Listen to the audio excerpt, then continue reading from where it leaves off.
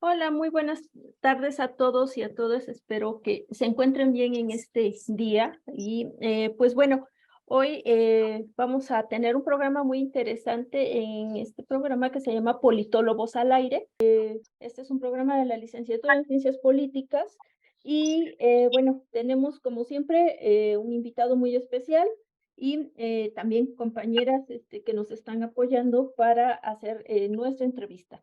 Y bueno, hoy tenemos a Yuli. Hola Yuli, ¿qué tal? ¿Cómo estás? Hola, profesora. Bien, Muy bien. Gwendolyn, ¿qué tal? ¿Cómo estás? muy bien, profesora, muchas gracias. Y Sandra, ¿qué tal? ¿Cómo estás? Hola, maestro, buenos días. Muy bien, gracias. Pues muy bien. Y bueno, nuestro invitado de hoy es nada más y nada menos que el doctor Anas. Anas es marroquí. Nos va a platicar de un tema bastante interesante de la relación de China con el Medio Oriente y África. Y creo que va a estar muy, muy interesante la plática. Pero vamos a conocerlo un poquito más. ¿Cómo está, doctor Anas? Muy bien, muchas gracias por la invitación.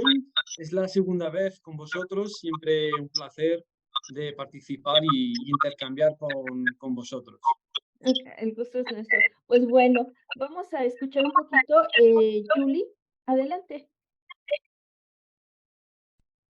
Bueno, antes que nada quisiera reiterarle que agradezco mucho que hayan aceptado la entrevista y a continuación daré sus mensajes. Profesor de Derecho y Relaciones Internacionales en la Universidad Ibn Sofai de Kenitra, es doctor en Derecho, Ciencia Política por la Universidad Autónoma de Madrid, ha sido investigador en el Colegio de Defensa de la OTAN, autor de varios artículos sobre las relaciones internacionales, la seguridad internacional, derecho internacional y políticas exteriores. Ahí está. Pues bueno, ahí conocemos un poquito acerca del doctor Anas. Tenemos tenemos una larga lista de preguntas, pero que quisiéramos saber cómo podríamos entender el papel central de China en este momento tan, pero tan crucial en términos geopolíticos y geoestratégicos en esta zona del Mediterráneo y de África. ¿Cómo comprendemos esta complejidad? Porque sabemos que China no es, desde América Latina, no es una zona, no es como un tema que se analice tan a profundidad y que también nos dé como otro parámetro, otra perspectiva. Entonces, quizás tenga que ver por nuestra relación con Estados Unidos, ¿sí? Por la cercanía. Ujú, Y lo ujú. vemos desde quizás otro punto de vista, pero a mí me llama mucho la atención porque creo que nos pasó como cuando empezamos a trabajar los temas de Medio Oriente, que teníamos como una visión como la parte muy de los Estados Unidos, y cuando empezamos a analizarlo ya a profundidad por medio de nuestros seminarios, damos como el giro, damos una vuelta y empezamos a entender la otra parte como de la moneda. Y creo que eso nos dio una perspectiva mucho más interesante y empezamos a comprender mucho mejor los temas. Entonces, en este caso, ¿cómo podemos entender ese papel central en este momento?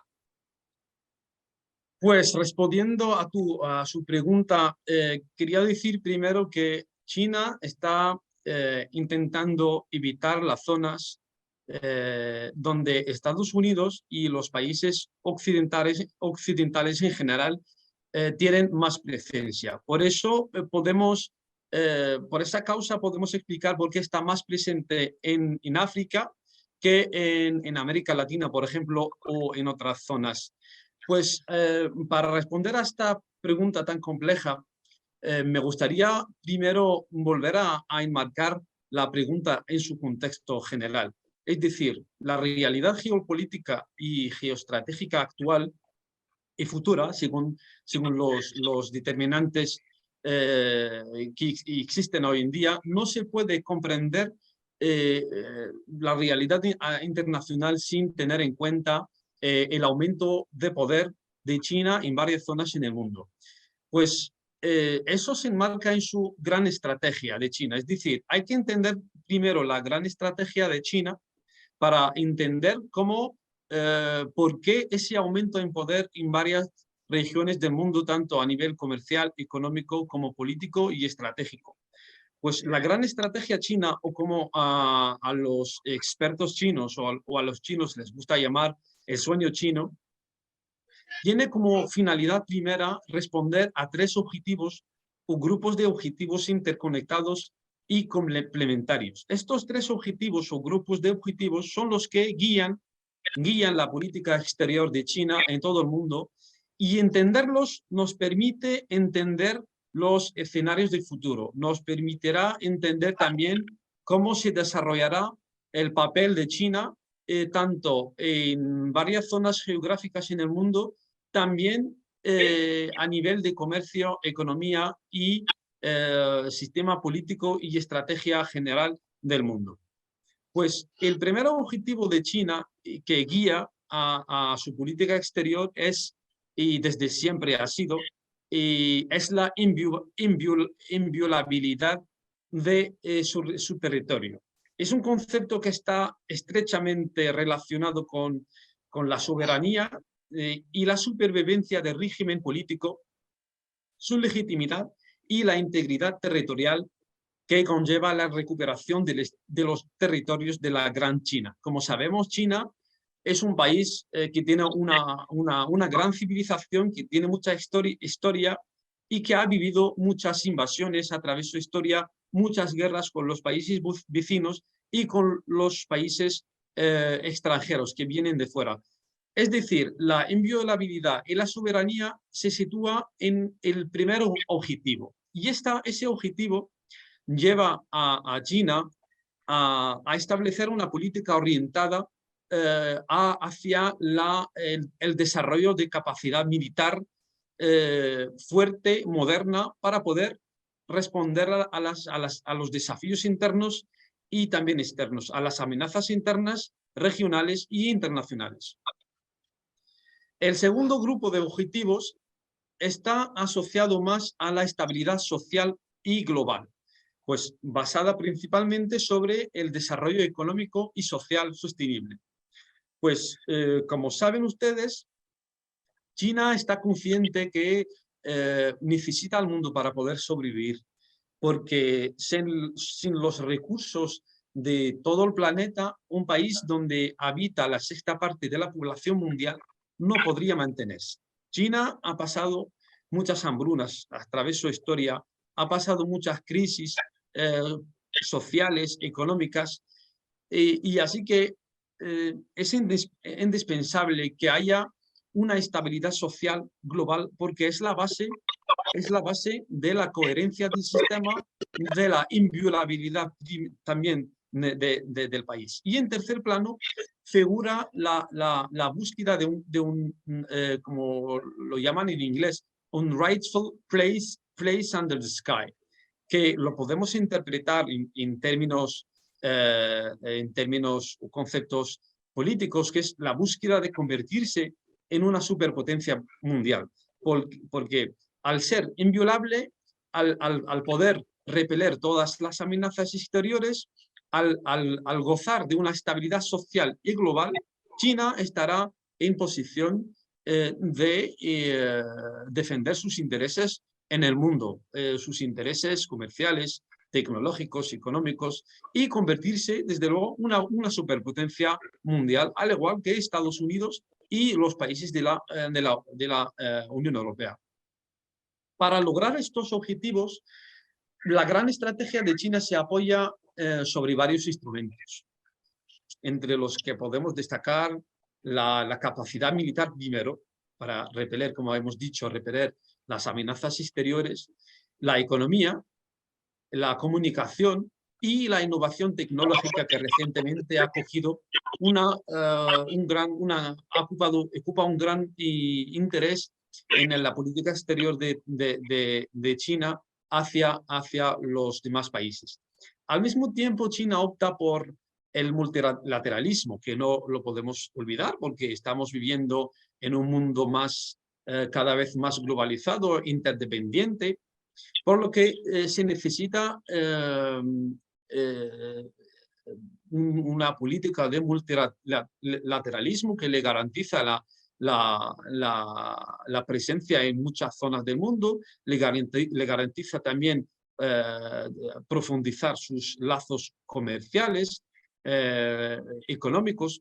Pues es un instrumento clave para alcanzar la hegemonía global, porque no se puede ser potencia internacional sin tener relaciones con varios países del mundo, con todos los países del mundo, si podemos decir. Pues poco se habla de exportar su modelo, porque antes los países de Occidente siempre hacían esa crítica a China de que trata de exponer, exportar su modelo, pero yo creo que no es como en la época de la Guerra Fría, cuando los países de Occidente intentaban exportar un modelo de democracia, el sistema liberal, y en contrapartida Rusia, o la Unión Soviética, perdón, intentaba también exportar su modelo. Y eso fue causa principal de que haya varios puntos de fricción en el mundo, varios conflictos. Por eso creo que China está consciente de ese problema y está menos interesada en exportar su modelo. Pues se trata, por tanto, de unos instrumentos de carácter puramente, primero, defensivo y luego expansivo y hegemónico en el sentido de economía, comercio, tecnología, lazos con varios países en el mundo, etcétera, etcétera. Lo vamos a ver más tarde cuando... ¿Sí? Claro, a eso iba, que hay en varias preguntas que nos enviaron nuestra audiencia, perdóname que te interrumpa, que tenía que ver con este tema, que tiene que ver con los armamentos, las bases militares, pero bueno, a ver, te envían la pregunta, sigue la pregunta y ya la vamos hilando, ¿sale? Adelante, Gwendolyn. Okay. Ok, y la siguiente pregunta, ya en esta misma línea, me parece, de lo que usted estaba mencionando, es cómo China o por qué se convierte en un punto importante para el desarrollo de la geopolítica y el entendimiento pues de la misma como hoy la conocemos, como lo es actualmente. Si se puede repetir la pregunta, por favor. Que por qué China se convierte en un punto importante actualmente dentro de la geopolítica. Pues claro, como he explicado, que al estar presente en varios puntos del mundo, en varias regiones, al tener relaciones con varios países, al tener vínculos económicos, comerciales fuertes a través de convenios y acuerdos con varios países del mundo, al tener acuerdos de comercio de armamento, al poseer bases militares en varios puntos del mundo, esto quiere decir que China está como reconfigurando el sistema internacional, reconfigurando el sistema, las relaciones internacionales, porque claro que los países que tienen fuertes relaciones con China, claro que van a apoyar su política, van a apoyar su visión en el mundo. Por eso los países de Occidente, sobre todo Estados Unidos, tienen ese recelo, porque, como sabemos, Estados Unidos está presente también con varios puntos del mundo, tiene relaciones con muchos países, tiene bases militares casi en todo el mundo, está como controla todas las instituciones financieras del mundo, pues teniendo una China así en creciente poder, claro que desafía al orden internacional, desafía a los intereses de Estados Unidos y a Occidente en general en varios países. Esa creo que es mi visión y mi respuesta. Muchísimas gracias, doctor. La siguiente pregunta está enfocada también a una parte de lo que usted menciona en su artículo, y ¿cómo se logra entonces ejecutar la transición de la presencia creciente de China en el Mediterráneo y en África, pero desde lo económico al complemento estratégico y político, que es algo que usted mencionaba? Sí. ¿Cómo es que se...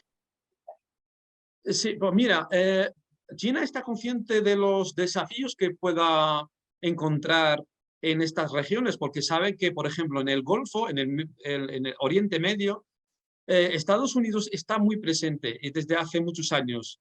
Los países de Oriente Medio o del Golfo en general tienen lazos muy fuertes con Estados Unidos.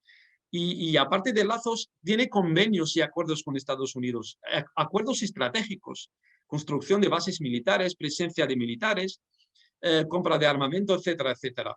Por eso, cuando China se acerca a esos países, lo hace de manera muy cautelosa. Es decir, a través de los forums que realiza, a través de las reuniones y negociaciones, negocia con esos países todos esos puntos. Es decir, los temas que van a levantar la sospecha de Estados Unidos o los temas que pueden provocar problemas para esos países, los evita. Es decir, China nunca tiene una agenda preestablecida, nunca impone su política, nunca impone su visión, nunca entra en un conflicto, una batalla de intereses con Estados Unidos, sobre todo en los países donde está más presente Estados Unidos. Es decir, negocia todo y por eso se centra más en lo económico y en lo comercial y en la infraestructura, tecnología, porque esos países tienen, y lo tenemos que reconocer, tienen un vacío en esos campos, tienen una necesidad que Estados Unidos y los países de la Unión Europea o los países occidentales en general no podían o no han podido completar. Es decir, la presencia de China en esos países se debe principalmente a la necesidad de esos países de cooperar en algunos sectores precisos. Y claro, evitando lo estratégico y lo militar, porque esos temas van a provocar problemas con Estados Unidos. Pero por ahora, como primera etapa, es eso, centrarse más en lo económico, tecnológico, infraestructura, porque son puntos que no provocan ningún tipo de problemas, pero evitando todo lo estratégico. Pero, sin embargo, el problema que se plantea y que siempre está en la conciencia de Estados Unidos, que los países del Golfo o los países del Mediterráneo en general, o África o de Oriente Medio, pueden pasar a la segunda etapa. Es decir, una vez desarrolladas las relaciones económicas comerciales con China, una vez China está un socio más, un socio leal, pueden pasar a la segunda etapa y pueden, en ese caso, consolidar relaciones estratégicas. Pueden darles la construcción de bases, de puertos, bases militares. Pero ese es el punto que provoca el recelo, de Estados Unidos, porque siempre tiene ese punto. Y yo, personalmente, cuando estuve de estancia en la OTAN, tenía la oportunidad de hablar con varios responsables de varios países y tenía esa pregunta de que si esos países tienen la intención de pasar a la segunda etapa, en el futuro o no. Pues la respuesta no ha podido ser ni sí ni no, porque es un tema estratégico, lo van a negociar y pensar en su momento, pero yo creo que desde lo que podí entender, de que están utilizando sus acercamientos con China como una estrategia de presión a Estados Unidos, una estrategia de realizar presión a Occidente en general en contrapartida de algunos intereses, porque los intereses de esos países están también en incremento, en desarrollo. Esos países no van a satisfacerse siempre por tener un socio comercial y económico y otro socio estratégico y militar. Esos países seguramente que en el futuro van a tener más otros intereses. Pues en este caso ahora tienen como están utilizando su acercamiento con China y también con Rusia como una moneda de cambio, un instrumento de presión hacia otras potencias. Pues Eh, creo que ha sido muy interesante tu respuesta y creo que, bueno, hay otras preguntas más y me gustaría que nos platicaras un poco cómo ves esa relación de China-Rusia frente al panorama internacional que se está viviendo respecto a la guerra de Ucrania de Ucrania. con Rusia y la participación de la OTAN en un conflicto que pues se ha alargado y parece pues no tener fin. Y específicamente, ¿a qué se refiere la cooperación China-Rusia? Pues esa pregunta se plantea de manera muy recurrente últimamente, sobre todo después de la guerra, después del estallamiento de la guerra de Ucrania. Pero esa pregunta es reflejo o bien refleja más bien el recelo de los países occidentales hacia Rusia y China. Porque los dos países están siguiendo dos políticas completamente distintas. Que hay poca sinergia, hay pocos puntos en común, cada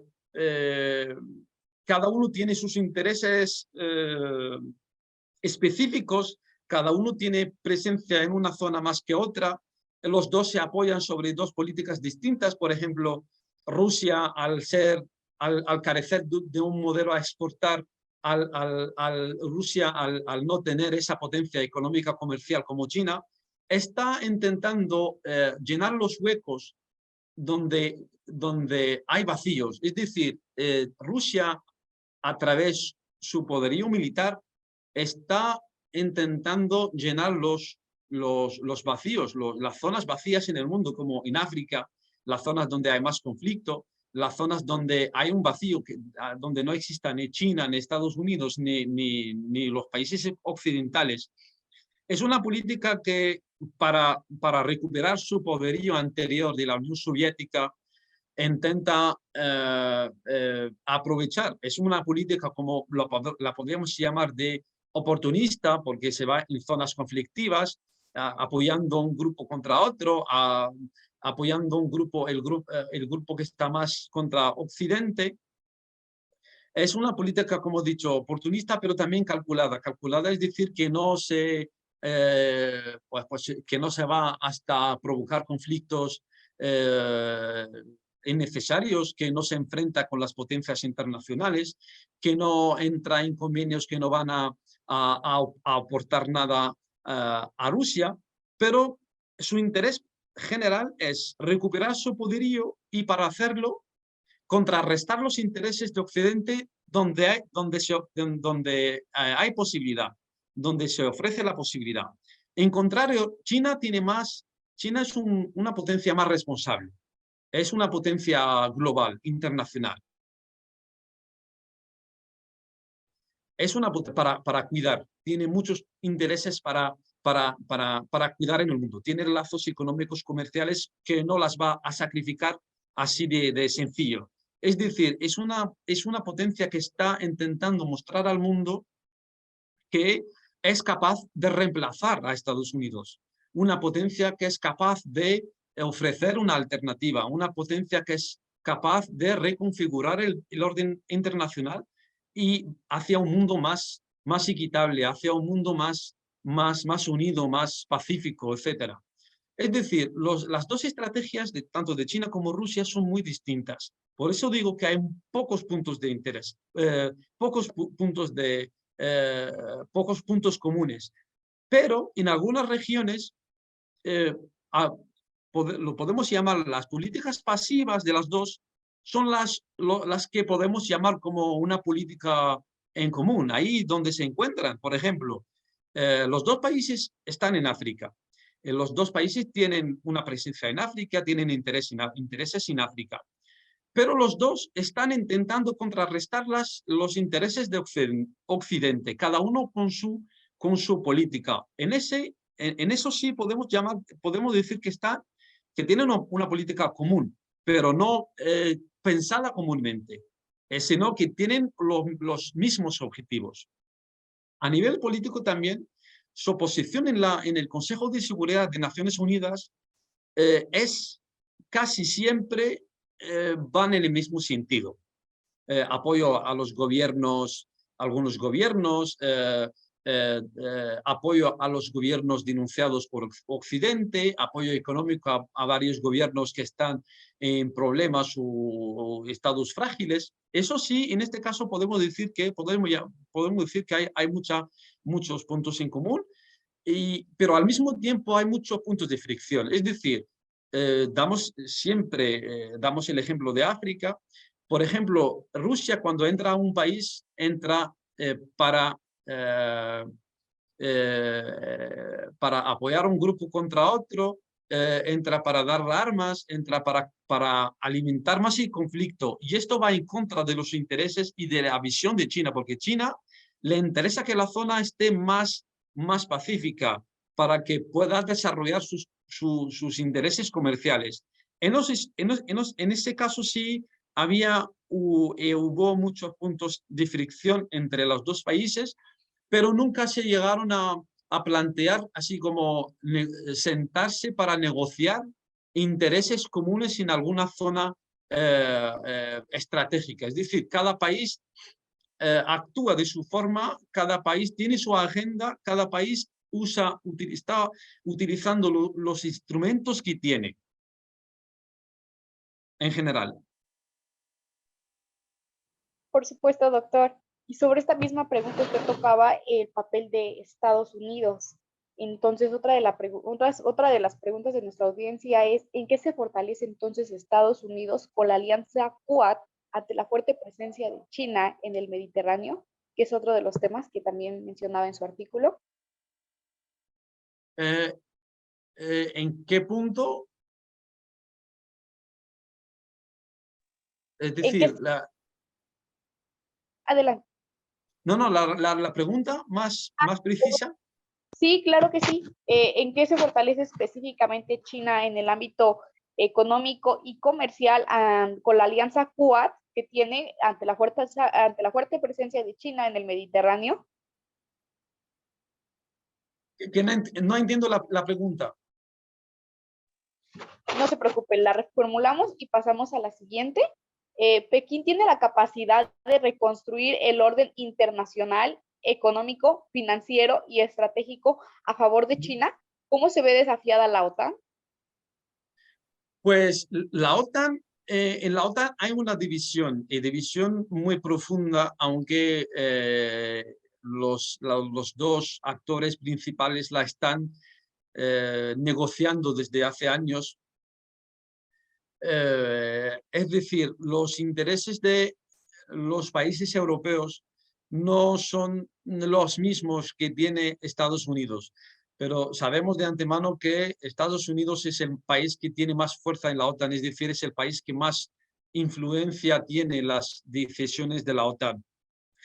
Estados Unidos lo tiene muy claro. Si revisamos sus declaraciones oficiales, estrategias de seguridad, análisis de los centros de investigación, los think tanks, para Estados Unidos está muy claro, China es un desafío existencial. Es la primera preocupación estratégica de Estados Unidos, al igual que más que Rusia, más que la amenaza de Irán o Corea del Norte. Lo tienen muy claro, pues tanto bajo el mandato de Biden como de Obama o Trump, la rivalidad entre Estados Unidos no ha dejado de crecer y no va a dejar de crecer. Pues Estados Unidos está buscando reforzar su presencia, sus alianzas para proteger sus intereses, y mientras que la Unión Europea no lo tiene tan claro porque necesita a China.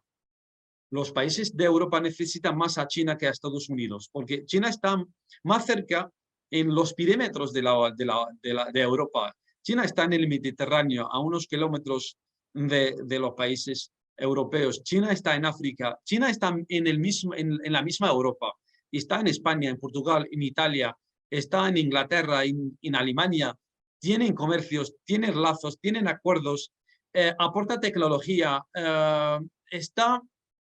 pues es un aliado económico comercial muy importante y está dando también a Europa, está abriendo también a Europa oportunidades en varias regiones en el mundo, como en África, por ejemplo. Es decir, y lo hemos visto últimamente cuando Macron, el presidente francés, realizó una visita oficial a China, así pasar el mensaje a Estados Unidos de que no vamos a sacrificar nuestras relaciones con China solamente porque vosotros, Estados Unidos, tenéis recelo de reconfigurar el sistema internacional o recelo de que China podrá ser algún día una potencia militar que les supera.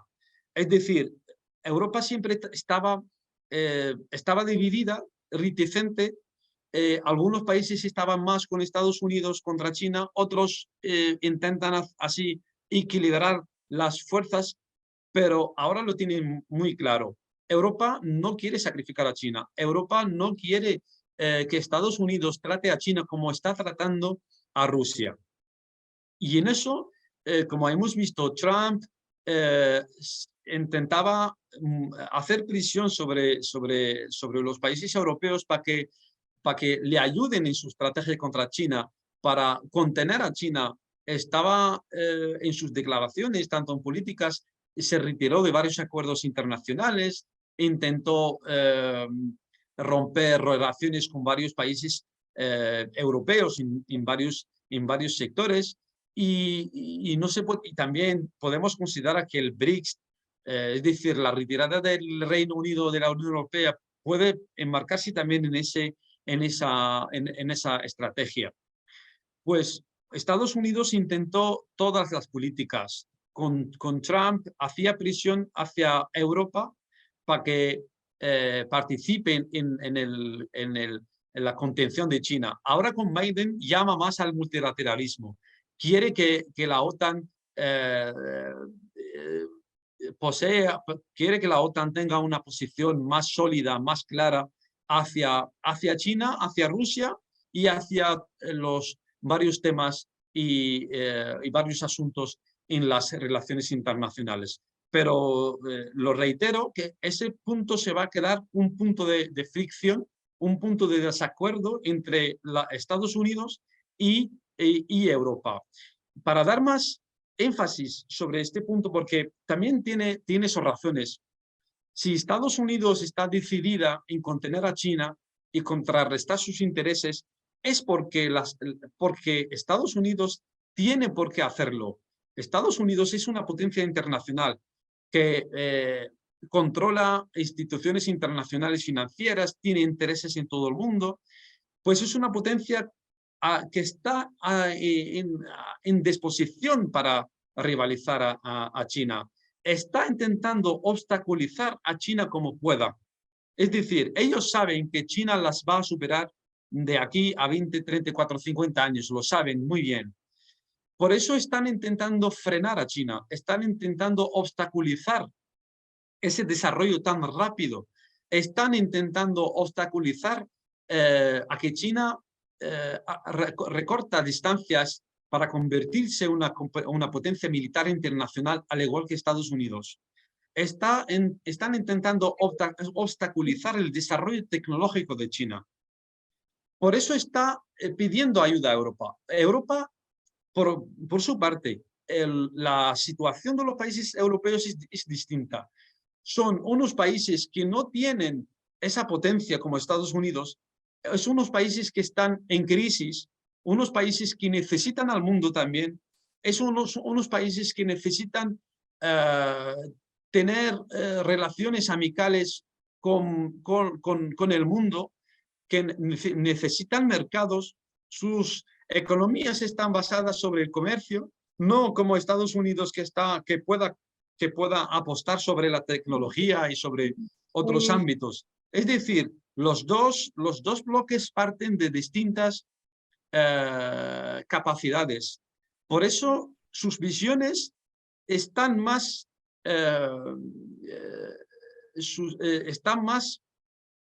digamos, basadas sobre su situación actual, basadas sobre sus potencias, basadas sobre su nivel económico, sobre su competencia militar. Por eso creo que ese desacuerdo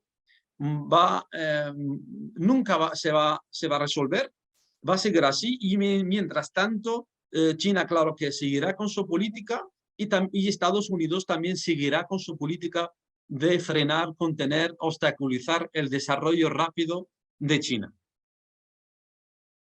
Así es, doctora Ana. Muchísimas gracias por esta Ustedes. gran entrevista, por todos sus comentarios. Quedan muchas preguntas pues para hacer, y lo volveremos a invitar para un programa más de esta emisión de la Benemérita Universidad Autónoma de Puebla. Y pues agradecemos a nuestras compañeras que nos han acompañado este día de hoy, Sandra, Julie, Gwendolyn. Muchísimas gracias, doctora.